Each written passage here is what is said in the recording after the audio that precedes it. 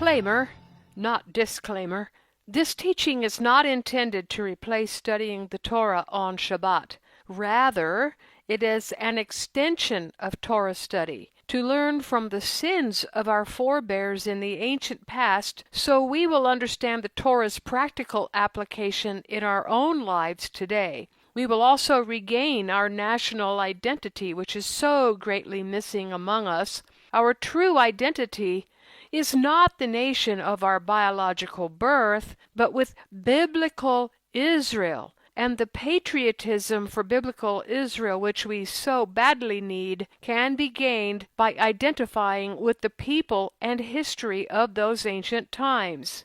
Always study the Torah of Yahweh, which is His instructions, teachings, and His law, rolled into one word, Torah. Not only on Shabbat, but every day we should meditate on His Torah, His law. Psalms 119:105. Your word is a lamp to my feet and a light for my path. Deuteronomy 5:33. You shall walk in all the ways which Yahweh your God has commanded you, that you may live, and that it may be well with you, and that you may prolong your days in the land which you shall possess. Psalms 1:1 and 1:2. Blessed is the man who does not walk in the counsel of the wicked, nor stand on the path of sinners, nor sit in the seat of scoffers. But his delight is in Yahweh's law, His Torah. On His law, His Torah, he meditates day and night. Psalms 119:174. I have longed for your salvation, Yahweh. Your law, your Torah, is my delight. Let's have a word of prayer. Father, I thank you for this message, and I pray that your words will be this message and not mine. I pray that your words will flourish and bring forth fruit, and that mine will die. I don't want any of my own opinion in any of the messages, so I pray that your word will come forth, and whatever is of me will be totally forgotten. I pray in Yeshua's name. Amen. So this teaching is called The Nature of the Mystery Babylon Temple. And I start this with the sentence that says, Judeo-Christian Zionism is the driving force behind the now rising Mystery Babylon and the Whore's Temple. Our first indication about this end times temple is from the prophecies spoken by Yeshua in Matthew 24, verses 1 and 2, Mark 13, 1 and 2, and Luke 25, verses 5 and 6. These chapters of Matthew, Mark, and Luke contain the timeline and chronology of the 7 years leading to Yeshua's return, and the first prophecy in them has to do with the temple. Few people realize that Yeshua's first prophecy in Matthew 24, Mark 13, and Luke 21 created a pattern to be repeated in the end of days. Let's read those verses. Matthew 24, starting at verse 1. Yeshua went out from the temple and was going on his way. His disciples came to him to show him the buildings of the temple. But he answered them, You see all of these things, don't you? Most certainly, I tell you, there will not be left here one stone on another that will not be thrown down. Mark 13, 1 and 2. As he went out of the temple, one of his disciples said to him, Teacher, see what kind of stones and what kind of buildings. And Yeshua said to him, Do you see these great buildings? There will not be left here one stone on another which will not be thrown down. And then Luke 21, 5 and 6. As some were talking about the temple and how it was decorated with beautiful stones and gifts, he said, As for these things which you see, the days will come in which there will not be left here one stone on another that will not be thrown down. The first prophecy in the tribulation chronology of Matthew 24, Mark 13, and Luke 21 has to do with the rebuilt temple in Jerusalem in Yeshua's day. We call that the Second Temple. That was the Second Temple, which Ezra and Nehemiah supervised the building of and which King Herod added to. Yeshua prophesied its destruction, which happened in 70 A.D. Now, there will be a tribulation repeat of the fall of another rebuilt temple. But since Jacob's sorrows will not begin until Matthew 24, 9-14, Mark 13, 9-13, and Luke 21, 12-19, we can expect Mystery Babylon to have a functioning temple before Jacob's sorrows starts. The Judeo-Christian Zionists, as personified in the beast of Revelation 13:11, that's the one with the two lamb's horns, plan to build one. The temple, which Yahweh commanded to be rebuilt in Daniel 9:25 and 26, commonly called the Second Temple, was necessary for Yeshua's first coming.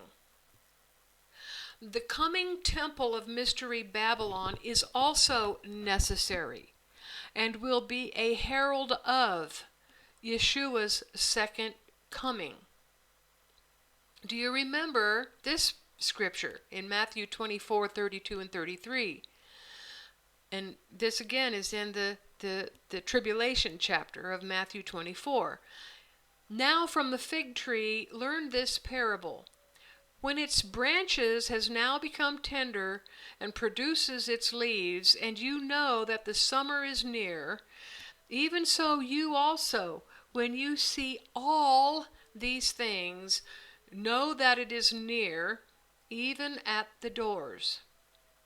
So Yeshua knew there would be a time gap between the destruction of Jerusalem and the rebuilding of the temple in our day, which is why he specified we will need to see all of the things he saw so that we can know that the trouble, the tribulation, is near, even at the doors. The Jerusalem that Yeshua spoke of in his day had a temple. That made Jerusalem complete. Today, Jerusalem is not complete. We must see all of what he saw and what existed when he spoke those words. We do not yet see a temple. And they say the fig tree has begun to leaf in 1948. But it appears that not all of the leaves are on the fig tree yet. Notice also that Yeshua prophesied about the fall of the Jerusalem temple and its outbuildings, but not about the city. Therefore, a future repetition of Yeshua's prophecy will regard the fall of another temple yet to come, and that will be the temple we read about in Revelation 18. Now, there is an indicator in Daniel's prophecy for our time, in Daniel 9:25 and 26. He says, "Know therefore and discern that from the going out of the commandment to restore and to build Jerusalem to the Anointed One, the Prince, will be 7 weeks and 62 weeks. It will be built again with street and moat, even in troubled times.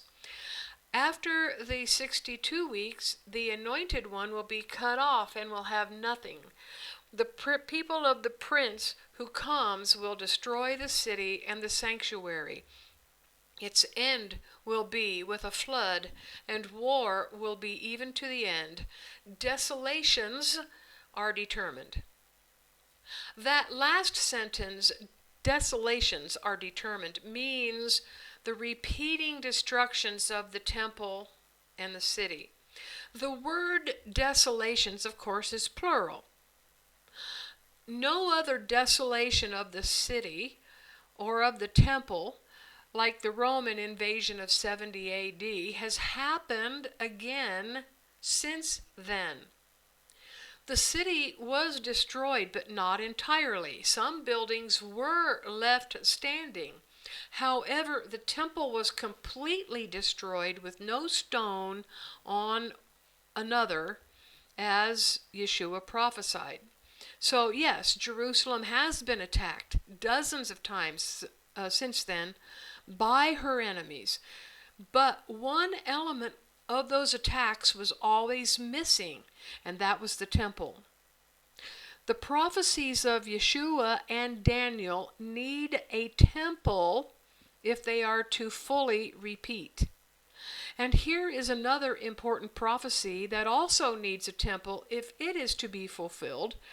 And we're going to have more on that later, but first we're going to go to Daniel 9:25 that uses the word troubled times, suggesting a connection to the troubled times of the end as well as the troubled times which Ezra and Nehemiah faced. So we will revisit the troubled times again in a minute, but first let's get clear about temple prophecies. That one of the confusions about this temple that they're going to build is, which temple is it? Now there are prophecies of Yeshua's future messianic temple in Ezekiel 37 verses 26 to 28 and chapters 40 to 48, Zechariah 6, 12 and 13, Haggai 2 verses 6 through 9, and Zechariah 14, 8 through 10, and others, which do not apply to the tribulation time or to the Mystery Babylon temple, but are for after Yeshua returns.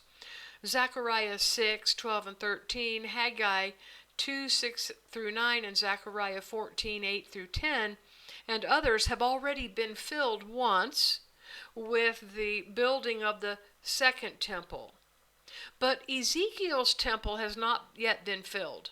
Its fulfillment will only happen once. The Judeo-Christian Zionists, however, pervert those scriptures to mean the Mystery Babylon temple they plan to build, and that it will be the Messianic temple and the eternal one. But no Jewish temple built which serves the purposes of their Messiah, the son of perdition, can qualify to be Ezekiel's temple, which will be built by Yeshua. Just know that the coming Mystery Babylon temple is not Ezekiel's temple, as they keep telling people. And there is one major reason why, and we just read about it in the Torah portion. And honestly, I didn't even know this was in the Torah portion. I just knew that this explained something about this Mystery Babylon temple. It is because Yahweh said the priests presiding over the first temple led Israel astray into idolatry, and they will not be permitted to serve him, it says in Ezekiel 44, 10 to 14, specifically in Ezekiel 44, 13, where it says, "They shall not come near to me to execute the office of priest to me, nor to come near to any of my holy things, to the things that are most holy. But they will bear their shame and their abominations which they have committed." So they're not going to be able to serve Yeshua in his inner chambers. They'll serve at the gates, and they'll cut up the sacrifices and put those on the altar, but they can't do any of the other things that they originally could when the Aaronic priesthood was ordained.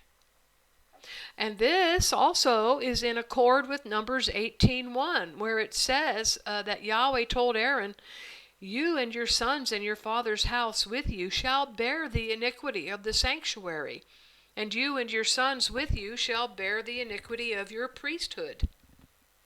This by itself though there are more reasons, is reason enough for us to understand that the Jews' usage of Ezekiel 40 to 48 as their mandate to rebuild the temple is false doctrine. They cannot serve if they are descended from the line that led ancient Israel astray. Today's Jewish Levitical priesthood qualifies to serve only in the Mystery Babylon temple because of genetic markers in their DNA which are unique to the line of Aaron. Yes, they do know who came from Aaron, but they don't realize that they may also be from the line that Yeshua is not going to let them serve. The line that serves Yeshua will be from Zadok, and they will have been faithful to him from the beginning. Now, another reason the Mystery Babylon temple will not be Yeshua's is because it will have no glory within. So let me take you to Revelation 13:13, where the beast man will perform great signs, even making fire come down out of the sky to the land of Israel, and specifically to the Mystery Babylon temple's altar. I put that in there instead of earth, because where's he going to call the fire down when he's in Jerusalem? He's going to call it down, and it's going to go into Timbuktu, Africa. No, it's going to go to Jerusalem. And he's going to do it in the sight of people. And why will he do this? It's to fool the world into thinking the glory of God is in the Mystery Babylon temple. And why will he need to do that? Why will he need to fool people into thinking the glory of God is in the Mystery Babylon temple? Well, the Jews intend to also portray the temple in glorious terms by having the ark in the Holy of Holies, or at least saying it is there. And to make this point clear, the Temple Institute has announced that they now have an Ark of the Covenant. In October 2024, it was announced that they had made a replica of the Ark, and it was on display at the Temple Institute on October 20th, 2024. And they also claimed to know the location of the chamber where the Ark is hidden. But of course, excavations are not possible due to, political sensitivities. But we know Yahweh has it in his heavenly throne room, according to Revelation 11:19. In February 2025, the results of a muography testing, which is a new technology to see through rocks like an X-ray of the earth underneath Temple Mount, came up negative for an ark in any chamber the scientists saw there. Temple Institute will have to either lie to say they have the original, or admit the one they put in the Holy of Holies is the replica, which will then, reduce that there's glory in the house, right?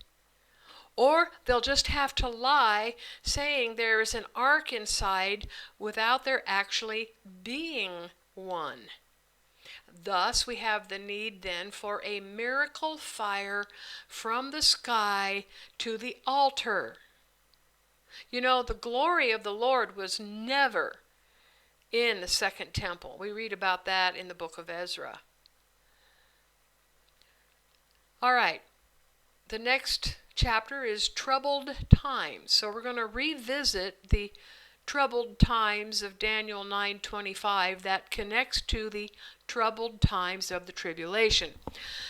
And we're going to look at the Septuagint more than the Masoretic text here, because it gives us a clue about what the conditions in Jerusalem will be like when another temple is built. The Septuagint uses the Greek word stenochoria, while the Masoretic text uses tzok. Now, the word stenochoria means, as you can see there, narrowness of room.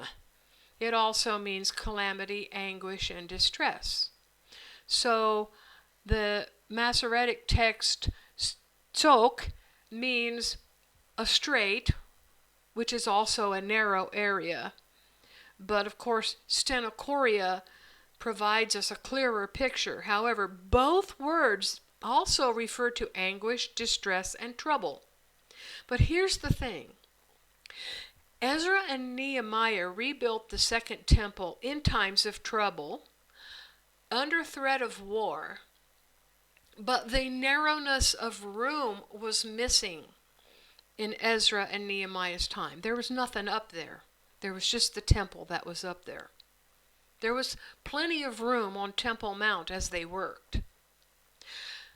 But they worked in a different kind of narrowness or straits, a political one that could have led to war but did not. However, it was still a time of trouble for them because they worked with trowels in one hand and a weapon in the other. The narrowness and the straits faced by the Jews today is literal and physical. There are two other buildings on Temple Mount which were not there in Ezra and Nehemiah's time, which raises the question of the placement of the new temple and just how much destruction, if any, of the other buildings which belong to Islam would need to be done. And of course, there's the same continual threat of war, which, when it finally fulfills Daniel 11:40-45, will happen when the king of the north attacks the city and destroys her mystery Babylon temple. As I speak today, this is February 28th, 2026. We are now having another little battle between Iran and Israel that was started by the U.S. and Israel. And Iran is retaliating and sending missiles into Israel. But they're not attacking Jerusalem. They're attacking everywhere else but Jerusalem. But in the future, they will attack Jerusalem and destroy her mystery Babylon temple. Now, the other prophecy that requires a temple to be fulfilled is Paul's prophecy in 2 Thessalonians 2:3-4. Let no one deceive you in any way, for it will not be unless the rebellion comes first and the man of sin is revealed, the son of destruction, he who opposes and exalts himself against all that is called God or that is worshipped, so that he sits as God in the temple of God, setting himself up as God. This cannot happen unless there is an existing temple in which will sit the beast man of Revelation 13, verses 11-18. This prophecy has not yet been fulfilled. It was not fulfilled in 70 A.D. either. But there is yet another way to know that the temple of mystery Babylon will be built, and that is through the list of imports in Revelation 18. Those imports to mystery Babylon, Jerusalem, exactly matches the materials King Solomon used to build the first temple.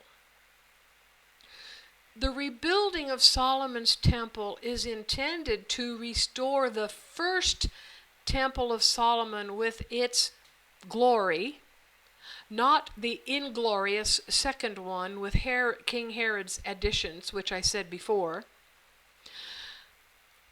Freemasonry teaches the rebuilding of King Solomon's temple because it is connected to Judaism through shared symbolic, historical, and ritualistic ties. And I have often said Freemasonry is Judaism for non-Jews.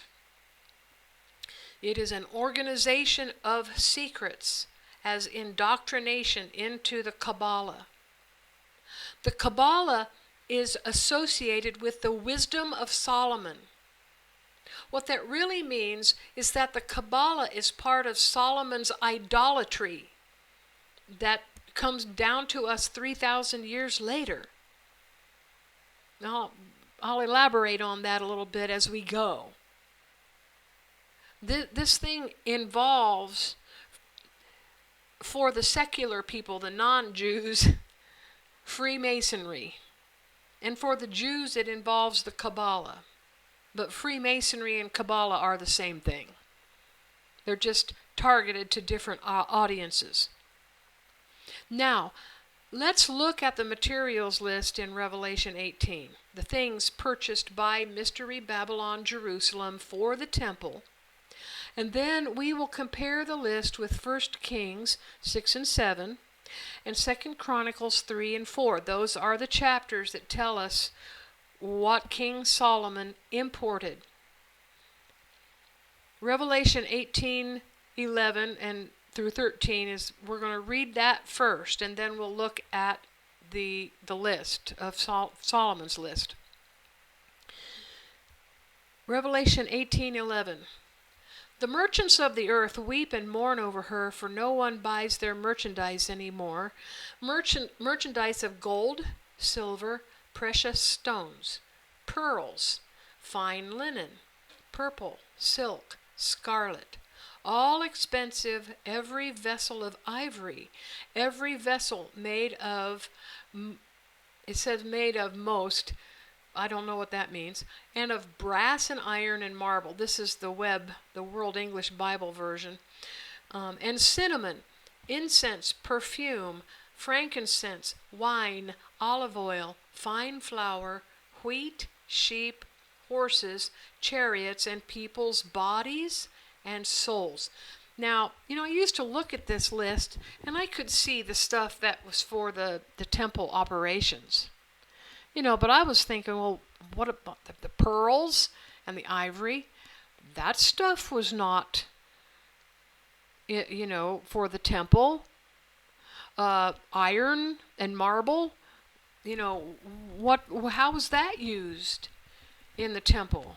Well, these were things I didn't know until I looked into them. So here's our list. And you'll see that in the first column is a category, and the second column is the item from Revelation 18, verses 12 to 13.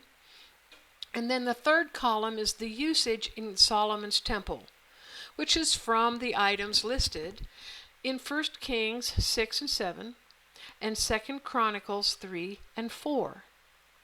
So the gold overlaid the inner sanctuary, the altar, the table, the lamps, and the floor. Silver was stored in the treasuries and was used for various vessels. Precious stones were used to inlay in the walls of the temple for beauty. You can go and read these scriptures. I'm not going to read 1 Kings chapters 6 and 7 and 2 Chronicles 3 and 4, but you can read these and see that it says in the temple for beauty. Fine linen was used in the priest's garments and the curtains, and the purple and scarlet was used in the priest garments and for temple veils. And then you have the citron, thyine, and fragrant wood, which in 1 Kings and 2 Chronicles was cedar and fir wood, which was used for the walls, the ceiling, and the flooring. The ivory. How many people know that Solomon's king throne was made of ivory, and that they also used ivory to be inlaid somewhere in the temple? I didn't know that until I looked into it. Bronze and brass. was used for the two pillars, the Yakin and Boaz pillars, and the sea, which is the big it held water, the big basin with the that sat on the 12 oxen, and then the lavers. Iron was used for the tools. Remember last week we were talking about, there were no tools heard in the construction, but they imported the iron to use for tools. And then he used marble for the foundation and for the building walls. And of course, the cinnamon, the frankincense, those are part of the holy incense formula for the golden altar. And then wine and oil, that's the daily grain and drink offerings. Fine flour and wheat for the showbread and grain offerings.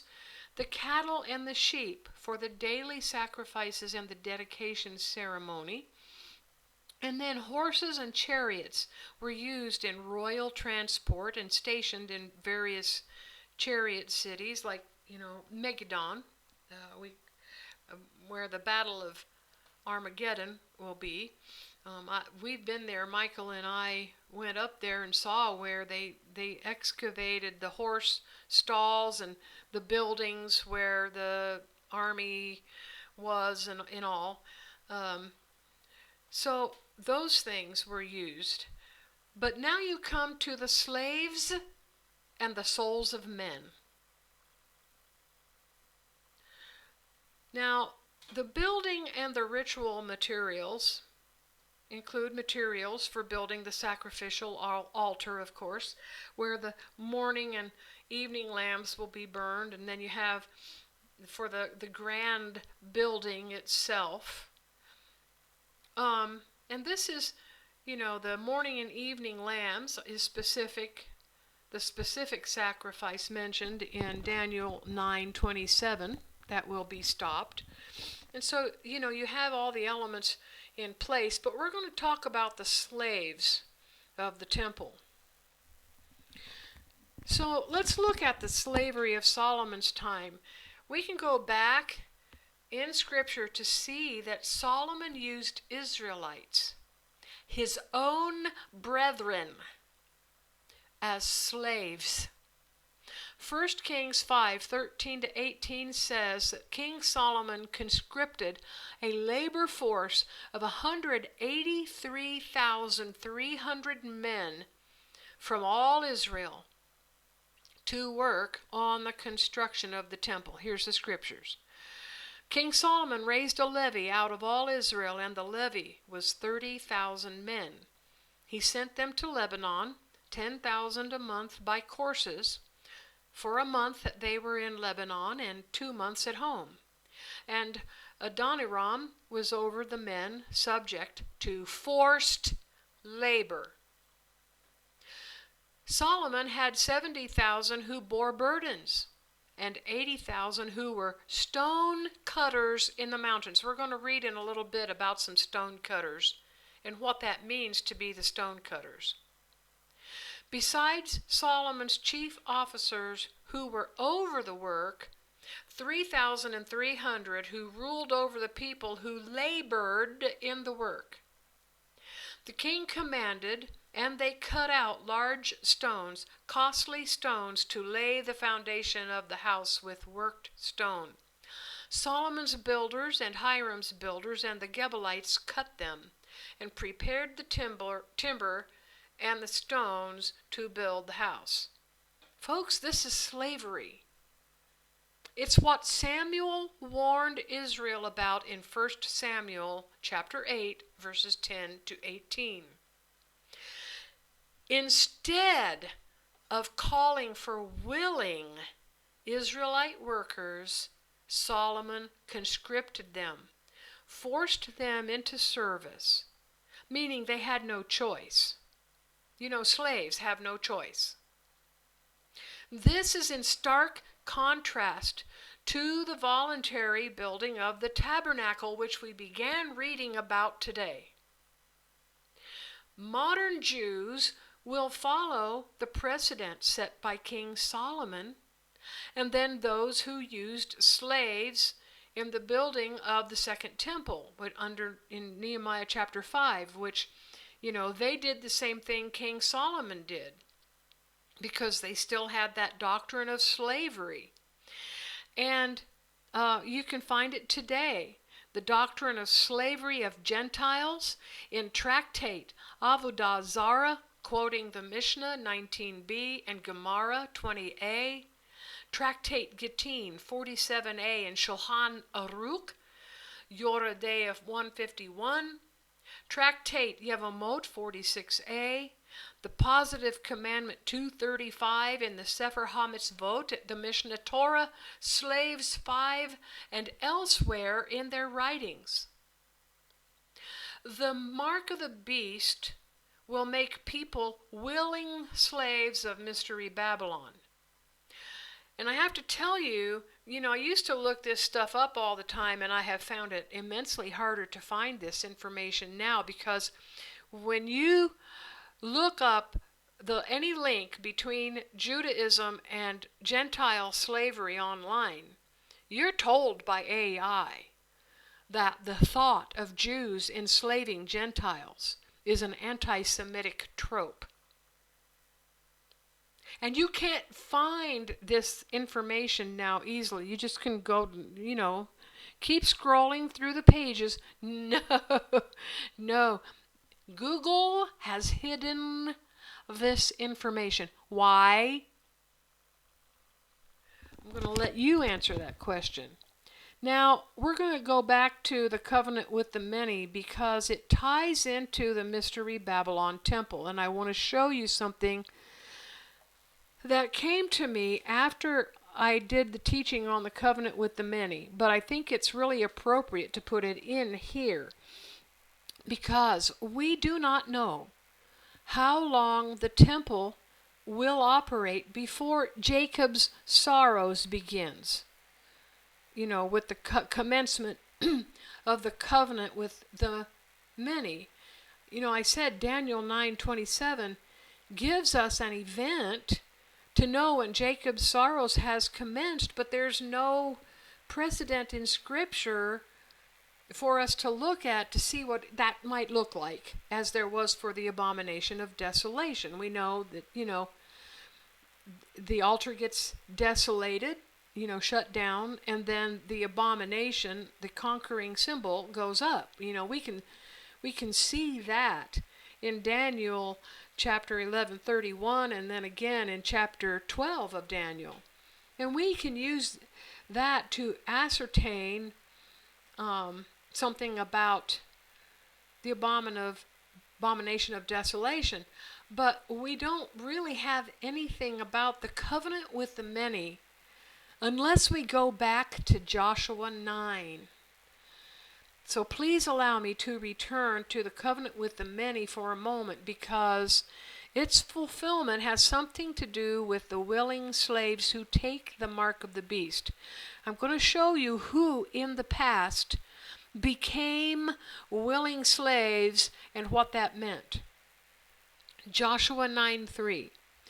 But when the inhabitants of Gibeon heard what Joshua had done to Jericho and to Ai, they also resorted to a ruse, and went and made as if they had been ambassadors, and took old sacks on their donkeys, and old torn up and bound up wineskins, and old and patched shoes on their feet, and wore old garments. All the bread of their food supply was dry and moldy. They went to Joshua at the camp at Gilgal, and said to him and to the men of Israel, "We have come from a far country. Now therefore make a covenant with us." That far country is an interesting concept, isn't it? Joshua made peace with them, and made a covenant with them to let them live. The princes of the congregation swore to them. At the end of 3 days after they had made a covenant with them, they heard that they were their neighbors, and that they lived among them. And the princes said to them, "Let them live."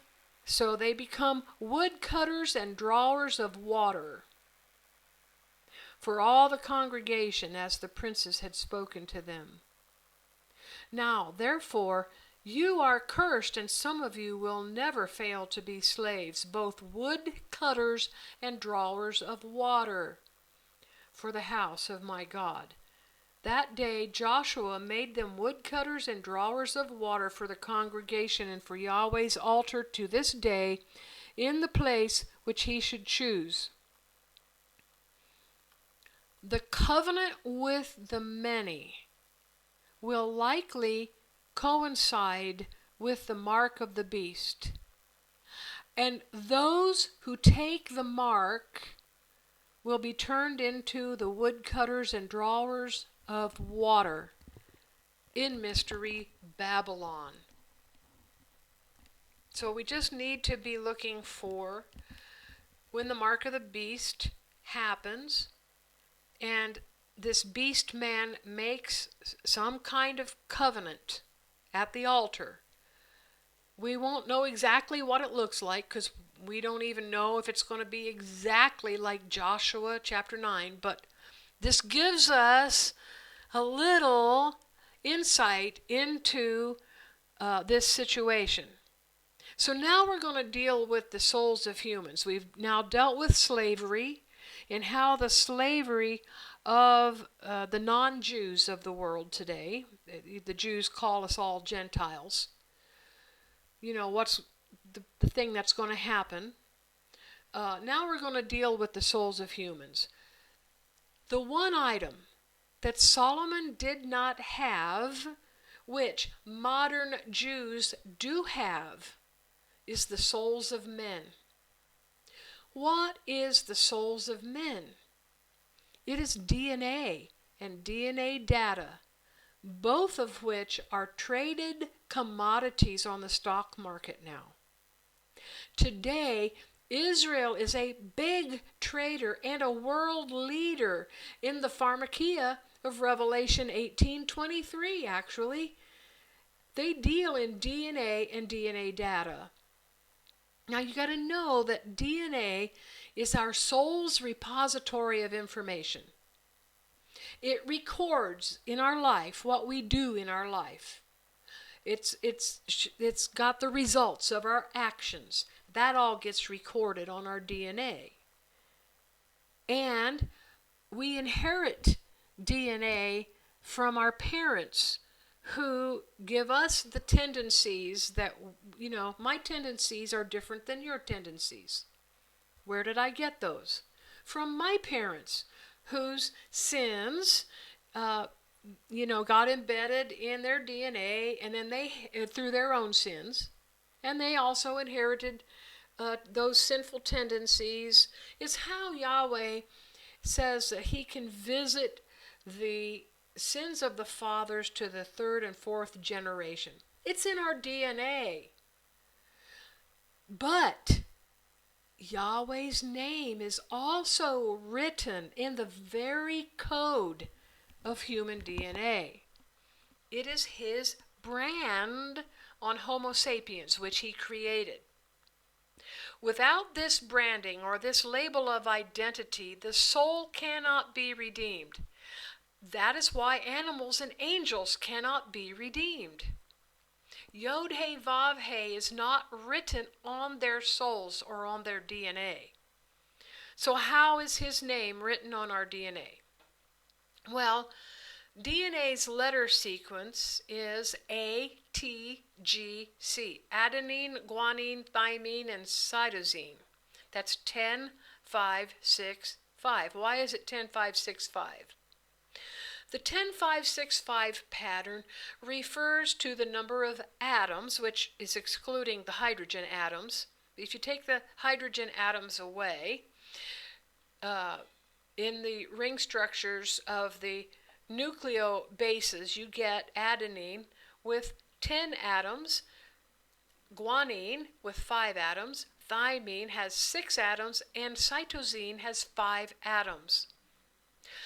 The tetragrammaton, Yod He Vav He, also is 10, 5, 6, 5 in the Hebrew numbering system.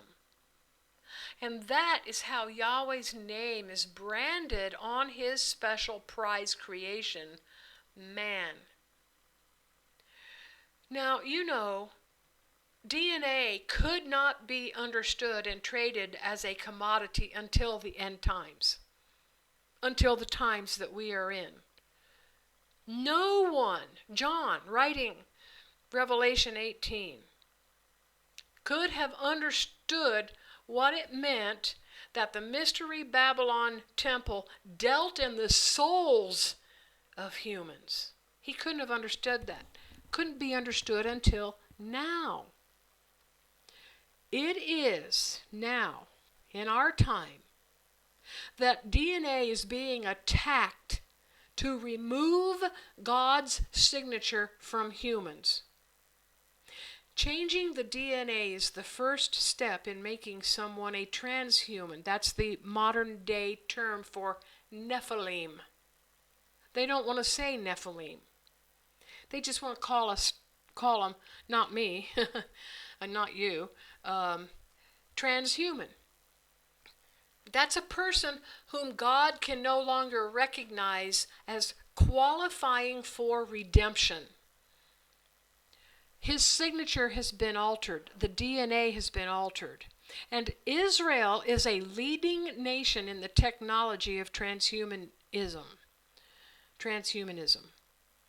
Now, their claim is that DNA manipulation and enhancement is aimed at enhancing human health. It cures diseases and extends life. Well, actually, its deeper goal is immortality. Starting with the mRNA COVID vaccine, the information about how the technology changes DNA has become available. You can find it everywhere online. You know, 10 years ago, if I had told you that there was technology to change your DNA and make you unredeemable, I would have been laughed at. Not now. We all understand this information now. That's how close we are to the end.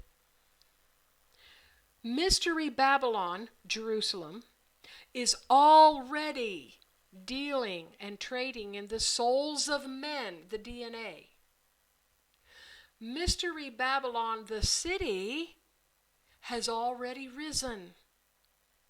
She is now commanding the biggest military force in the world, the United States. Israel, little tiny Israel, the size of New Jersey, now tells Donald Trump, President of the USA, what he's going to do. We want all the land from the Euphrates to the Nile. And we want to build this temple, and we don't want any interference while we do it. And Netanyahu to Trump, buddy, you better belly up to the bar and strike Iran for us and with us. That's what's going on.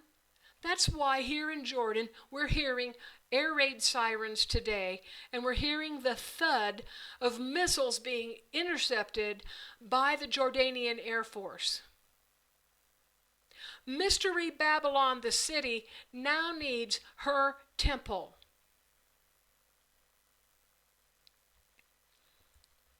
The loss of Mystery Babylon, the temple, will be a real event.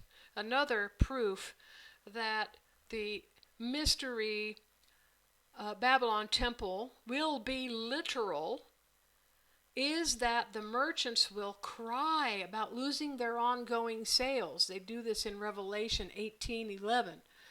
The merchants of the earth weep and mourn over her, for no one buys their merchandise anymore.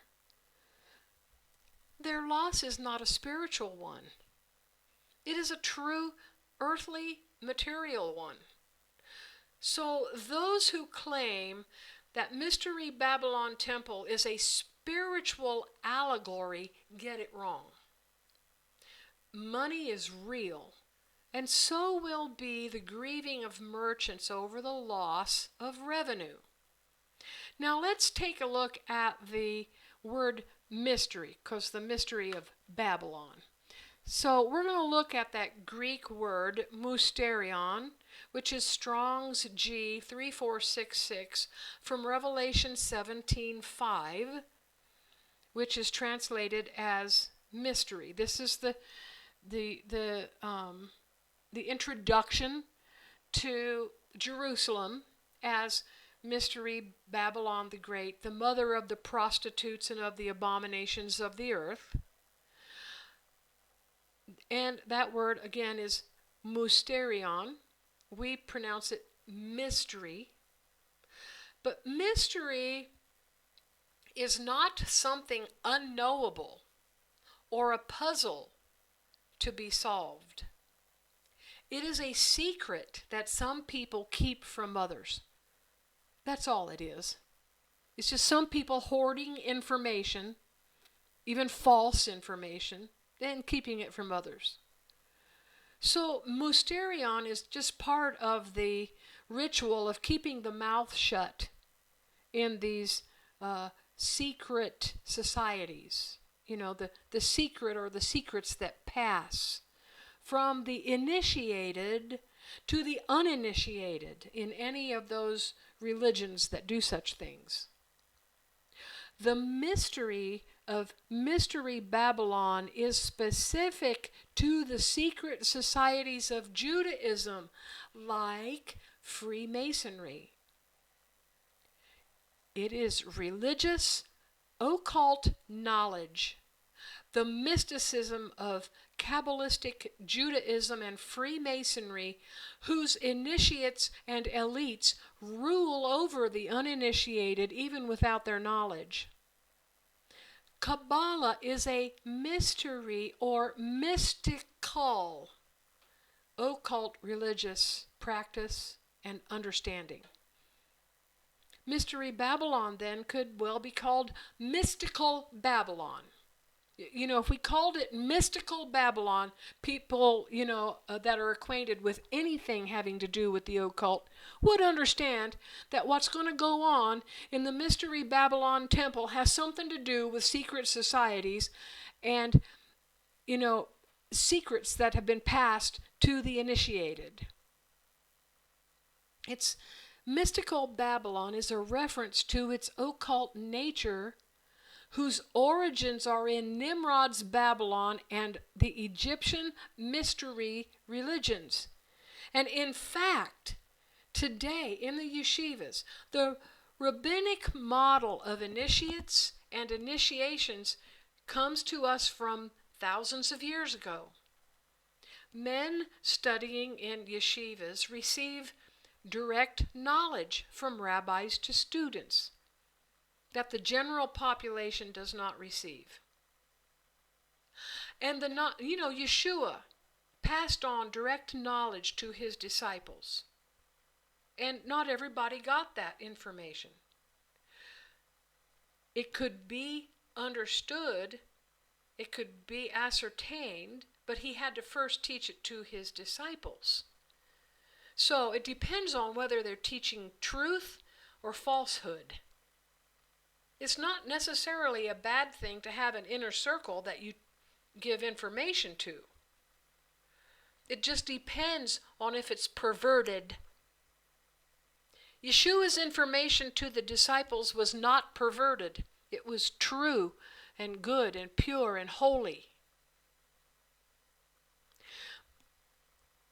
But today, the knowledge they receive in those yeshivas is outside of scriptures and outside scriptural understanding. The knowledge they pass on is not of what did God say and what did he mean when he said it. That's the question we need to be asking. When we pray and we ask God to show us in his word, I want to know what you said. I don't want to know what the rabbi said and what the preacher said and what the Buddhist said. I want to know what you said. And I want you to tell me what you meant when you said it the first time, because I know that if you said it in Genesis, the meaning of that word is going to be the same all the way to Revelation. And that is going to unravel a whole bunch of false doctrine in my brain if I go and I do a topical research of those words that he spoke from the beginning. When you do that, I guarantee you get a whole other concept of things, and then you become like me, which is, I'm almost quite alone sometimes. Occult knowledge is straight from the devil. It's straight from hell. Now, wrapping this all up, we're almost done. What this all means is that, first of all, the coming Mystery Babylon temple will be an affront to Yahweh, because it will not unify and restore biblical Israel. The Mystery Babylon temple will elevate only the 4 tribes of the southern kingdom of Judah, the Jews, as they prevent the northern kingdom of Israel from returning to the land, unless, of course, they come as willing slaves marked by the beast man. Now, this is in defiance of Yahweh's definition of biblical Israel, and it also rejects the restorative and completed work of Yeshua the Messiah on the cross. The Revelation 13, verses 11 to 18, Zionist beast is behind the building of the Mystery Babylon temple in Jerusalem. This Zionism is not biblical Zionism. It is perverted from Yahweh's definition of Zion, which is 13 tribes, individually named, with each having its own territories and their own gates, entering the city and participating in the government of Yahweh's kingdom, not in the religion of Judaism. The perversion of Judeo-Christian Zionism says that 4 of the original 13 tribes own all of the territory from the Euphrates to the Nile, and Israel is now actively going after all that territory, which is why they are pushing for war with Iran and getting the U.S. involved. And by the way, I wrote that before all this happened today, on February 28th, 2026. I wrote that this is what they're doing. I know that came from the Lord. One last word. The nature of the Mystery Babylon temple is literal. It is not allegorical. It is not just a spiritual thing. Some people will say it is allegorical and only spiritual because we are the temple. But what they forget when saying this is that the Jews have no such doctrine of we being the temple. The temple for them is not allegorical or only spiritual, and never has been. And since they will be the ones building it, expect it to be built. Jerusalem is the whore of Revelation 17, and she wants a temple that she controls where people can come to worship her. The Jews believe they have the right to be worshipped. You can look that up. They want to build a literal temple because it will symbolize their hegemony over the entire planet Earth. You know, the law goes forth from Zion, from Jerusalem, right? That's what the prophet said. Well, they believe that this will symbolize their hegemony over the entire planet Earth. So in summary, 1, Revelation 18 is not only about Jerusalem the city, it is also about the Mystery Babylon temple. 2, Yeshua and Daniel prophesied about the fall of the end times Jerusalem temple and its buildings, but Yeshua more specifically about this. 3, the materials list of Solomon's temple is exactly the same list as the list in Revelation 18, including the use of slaves, but not including the use of souls of men in Solomon's time. That's for our time. And 4, we are not to confuse what the Jews will build with what Yeshua, the branch, will build when he returns, which is going to be the temple that we call Ezekiel's temple. And that ends the teaching.